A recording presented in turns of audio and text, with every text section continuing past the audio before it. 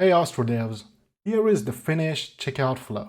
It is one screen with 4 separate steps. Each step validates its own fields. The user can move backward without losing anything, and from the review page, they can return to any section, edit the information, and continue from there. We also have proper loading, failure, success, and reset states instead of pretending that pressing the final button instantly completes everything. Multi-step forms normally begin with a few controllers and a current page integer. Then the feature grows and suddenly one StatefulWidget is responsible for the form values, validation, navigation, loading states, errors, submission, and every field controller in the project. This is exactly what we are avoiding here. But we are also not going in the opposite direction and creating repositories, use cases, dependency injection, and 12 abstraction layers for a checkout form. This implementation stays in the middle. Structured enough to remain maintainable, but it's still small enough to understand without studying the codebase for 3 days. We will focus on the decisions that actually matter, where the form values live, which state belongs in the Cubit, why every step owns its own validation, and how the page coordinates everything without becoming another giant widget. The project stays intentionally small. The only main packages added here are block, Equatable, and Flutter hooks, with block tests used for the Cubit tests. Flutter block manages the checkout flow and entered values. Equatable keeps the state comparisons predictable, and Flutter hooks handles the controllers and local widget lifecycles without filling every step with boilerplate. The project structure is feature-based but lightweight. The application shell and theme remain outside the feature, while everything related to checkout flow stays under feature/checkout. There is also a small shared app text field wrapper and a simple Material 3 theme. They only exist to keep their inputs visually consistent and remove repeated decoration code. There is nothing particularly interesting hiding there, so we are not going to waste half the video discussing border radiuses and input padding. The first important part is checkout form data. This is one immutable object containing all the information collected throughout the checkout: personal details, delivery information, and payment fields. Instead of treating the controllers as source of truth, we store plain values in this model. The distinction matters. A text editing controller is a UI object. It belongs to the widget layer. The actual name, addresses, and code header values are application state, so those belong in plain data model. The personal information widget can disappear completely, but its values remain inside the Cubit state. When the user returns to that step, the controllers can be initialized using the values that are already stored. The model is immutable and extends Equatable. It also includes copy width, which lets us update one field while preserving everything else. For example, changing the city does not require rebuilding the personal and payment information manually. We copy the existing form data, replace the city, and keep the rest untouched. It is not complicated, and that is the point. Form state should be boring and predictable. The feature state contains 5 main pieces of information. We have the current step, the complete form data, the submission status, a possible submission error, and a generated order reference. The current step contains which section is visible. The form data model contains everything the user has entered. The submission status represents the normal states we need at the end of the flow: initial, loading, success, or failure. The error field lets us show a submission problem without deleting the form or replacing the whole page with an error screen. And after successful submission, the order reference is passed into the confirmation view. Keeping the navigation state and submission state together makes sense here, because they are all part of one checkout flow. This does not need multiple qubits or separate state machines. Splitting a small feature into 5 separate state objects would not make it cleaner. It would only spread the same logic across more files. The Cubit owns 3 things: the values entered by the user, the currently active step, and the submission state. What it does not own is just as important. The Cubit does not contain controllers. It does not hold form keys. It does not use build context. And it does not show snack bars, dialogues, or validation messages. Those are widget responsibilities. The field update methods follow the same basic pattern. They take the new value, copy the existing checkout form data, replace relevant field, and embed updated state. There is no need to read every update method because they all follow the same structure. The navigation methods are also straightforward. Next step moves forward, previous step moves backward, and go to step lets the review page return directly to a specific section. The valid step range is protected inside the Cubit, which means the state can never accidentally move below the first step or behind the review page. But notice that the next step does not validate the form. The Cubit does not know which fields are visible or whether the current form state passes validation. The step widget owns that information, so the active form validates itself before the page asks the Cubit to move forward. That boundary keeps the Cubit testable without depending on Flutter widget object. Submission follows a normal asynchronous transition. First, the Cubit checks whether a request is already loading. If it is, the method returns early and prevents duplicate submissions. Then it emits loading state, waits for simulated request, and emits either success or failure.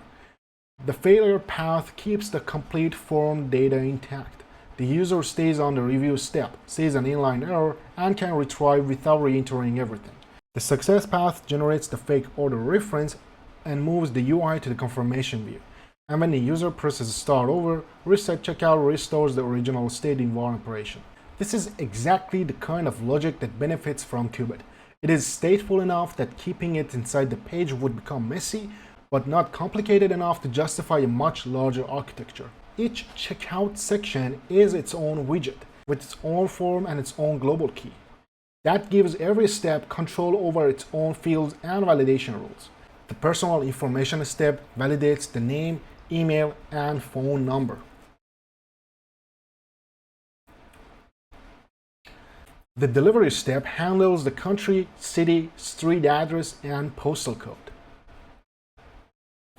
And the payment step validates the card holder name, card number, expiry date, and CVV.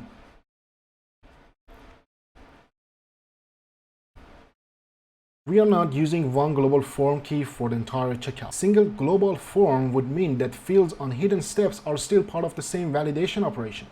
That usually leads to strange behavior where the user is blocked by a field that they cannot even see.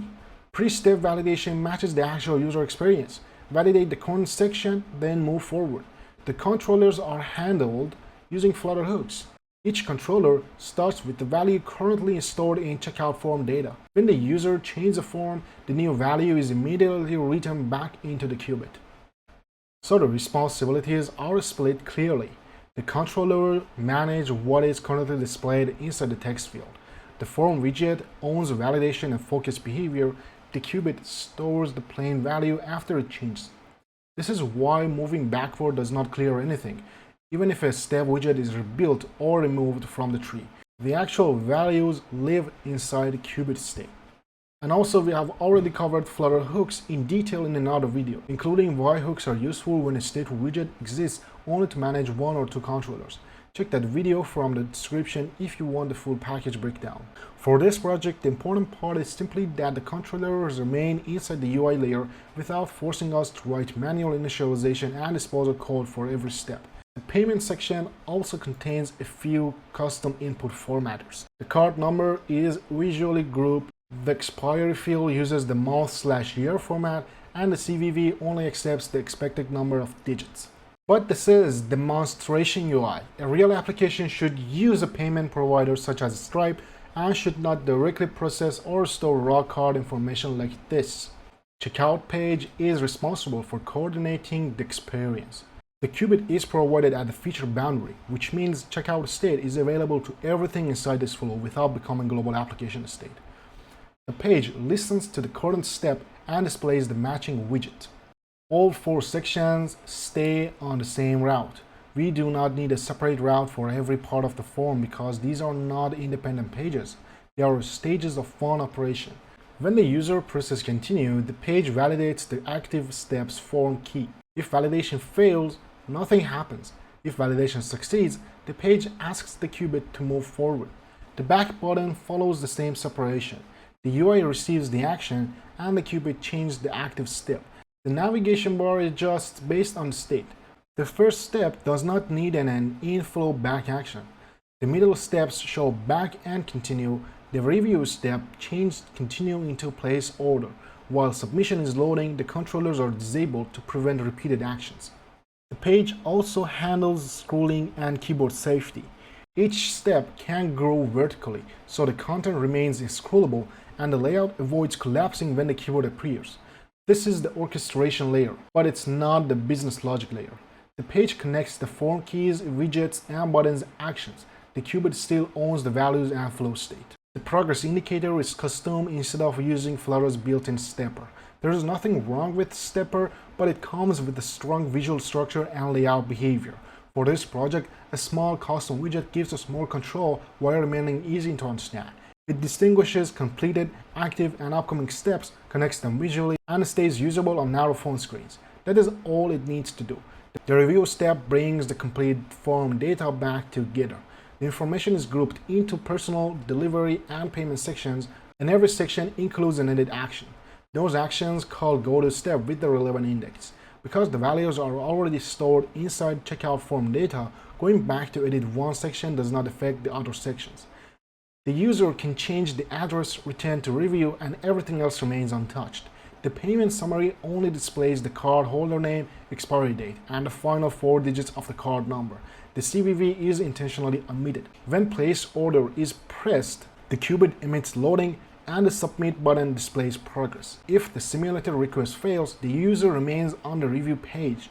Their error appears inline. The form data is preserved and the same submission can be retried. That is much better than sending the user to a full page error screen or clearing the form because one network request failed.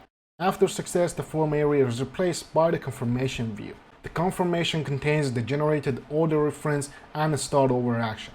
Pressing it resets the Cubit and returns the entire feature to the first step with empty values.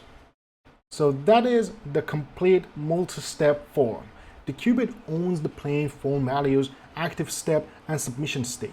Each step widget owns its own controllers, form key, and validation. And the checkout page coordinates the full experience without turning into one massive StatefulWidget. You can use the same structure for onboarding, registration, bookings, profile setup, applications, or any feature where the user needs to complete several connected sections. The full source code is available on GitHub through the link in the description. And if you want a deeper explanation of Flutter hooks, we have already a full video covering the package and why it can replace unnecessary stateful widgets created only for controllers. And while you're there, check out RhythmRoid Part 1, where we are rebuilding our old Java Android application using Flutter. Part 2 will continue the project with the actual API connection, debugging, and data side of the application. We are also building MyCoffeePal, our personalized coffee companion application.